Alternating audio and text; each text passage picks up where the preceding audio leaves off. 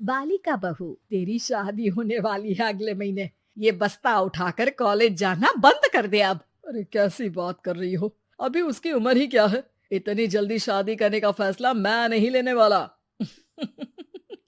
फैसला लेने के लिए तुम्हें कहा किसने है? अरे मैंने कह दी शादी है तो है अगले महीने।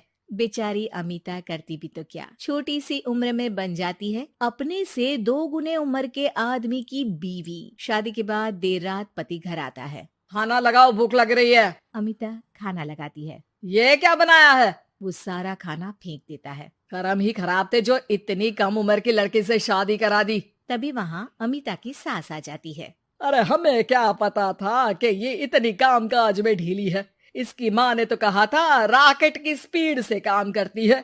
अमिता को आए दिन ससुराल में ताने, गालियां और कभी कभी तो मार भी पड़ती। सुन जा, अपनी माँ को बोल 50,000 रुपए भेजे, फ्री में नहीं रखना है तुझे।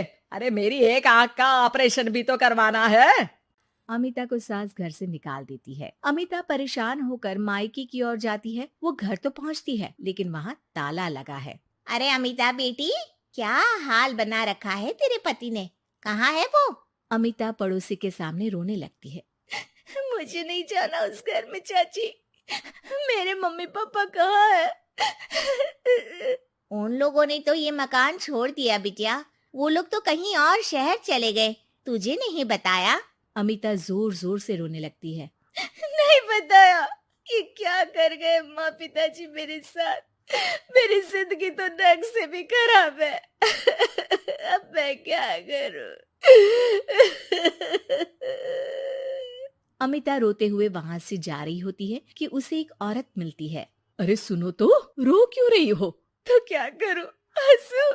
अमिता उस औरत को अपनी सारी कहानी बताती है। देखो, मेरा सिलाई का काम है। अगर तुम चाहो तो मेरे साथ ये काम कर सकती हो। बदले में मैं तुम्हें रहने की जगह, खाना और 1 दिन का 100 रुपया भी दूंगी। अमिता कुछ सोचती है और फिर उस औरत के साथ चल देती है। अब क्या था, अमिता की जिंदगी अपने मायके और ससुराल से दूर एक नए सिरे से शुरू होती है। रहना खाना फ्री होने के कारण अमिता रोज का पैसा बचा लेती। वो आसपास के लोगों के भी कपड़े सिलने लगी। और एक दिन सिलाई सेंटर की एक औरत कहती है, अरे वो साड़ी की कंपनी है ना, वो बिक रही है। पास बैठी अमिता सारी बात सुन रही थी। हाँ हाँ, बिक तो रही है, लेकिन उस बंद पड़ी मनहूस कंपनी को खरीदेगा कौन? तभी तो इतनी सस्ती बिक रही है, लेकिन कोई खरीदार नहीं है। फिर भी कितने की बिक रही है? अरे पूरे 5 लाख में मशीनों के साथ। लेकिन यहाँ कोई लेबर काम नहीं करेगा। पुराने मालिक ने किसी को पैसे ही नहीं दिए। उन लोगों ने कहा है कि जो नया मालिक आएगा वो लोगों को पैसा देगा। 5 लाख। अमिता घर आती है और अपने पैसे गिनती है। पूरे 3 लाख। अमिता सिलाई सेंटर वाली उस औरत के पास जाकर कहती है, चाची, मैंने इतने साल की कमाई में ये पैसे जमा किए हैं। पूरे 3 लाख है। वो बंद साड़ी की फैक्ट्री मैं खरीदना चाहती हूँ। अरे अमिता, पागल हो गई हो क्या? वो 5 लाख की बंद मनहूस फैक्ट्री खरीदेगी, फिर लेबर का बकाया पैसा देगी, और वो फैक्ट्री चलेगी कि नहीं ये भी कोई नहीं जानता। लेकिन अमिता नहीं मानती। वो उस औरत से कहती है कि वो उस फैक्ट्री को खरीदना चाहती है और खरीद कर ही रहेगी। औरत भी अमिता की मदद कर देती है और फिर अमिता के नाम एक साड़ी फैक्ट्री हो जाती है। शुभारंभ वाले दिन अमिता लेबर से कहती है, मैं इस फैक्ट्री को दोबारा खड़ी करना चाहती हूँ। आप लोग इसमें माहिर हैं। मैं नहीं जानती कि पहले वाला मालिक के काम करने का क्या तरीका था, लेकिन मैं अपनी योजनाओं के साथ आई हूँ। मेरे पास आप लोगों को देने के लिए अभी तो पैसे नहीं है, लेकिन मैं वादा करती हूँ 3 महीने में आप लोगों के पैसे ब्याज सहित आप लोगों को दे दूंगी। और ये क्या बात होती है? हम सारा दिन फिर से काम करें और पैसे ना मिले तो हम खाएंगे क्या? सिर्फ 3 महीने की बात है। वैसे भी आप लोग बिना काम के यहाँ नए मालिक के इंतजार में बैठे ही थे। मैं काम करना चाहती हूँ और 3 महीने में सारे पैसे देने का वादा भी करती हूँ। लेबर आपस में सलाह करते हैं और अमिता की बात मान लेते हैं। सिलाई सेंटर से मशीन, सिलाई और कपड़े के ज्ञान में माहिर हो चुकी अमिता सभी के साथ मिलकर खुद काम करती। शहर और दूसरे शहरों में घूम घूम कर साड़ी का डिजाइन दिखाती और ऑर्डर लेती। अमिता को कई जगह से ऑर्डर आ जाते हैं। कई लोग उसके काम को सराहते तो कई आलोचना भी करते। अरे बड़े बड़े व्यापारी बैठे हैं, यहाँ तू कहाँ टिकेगी? लाओ दिखाओ कैसी साड़ी बना रही है तुम्हारी फैक्ट्री। अमिता उन लोगों को साड़ी के डिजाइन दिखाती है कि तभी वहाँ व्यापारी की बीवी आ जाती है। हाय रे, कितनी प्यारी साड़ी है ये। बड़ी महंगी लगती है। मेरे लिए ले लो ना जी, और हाँ, अपनी दुकान में भी रख लो इसे, बहुत बिकेगी मैं कहती हूँ। अमिता मुस्कुराती है।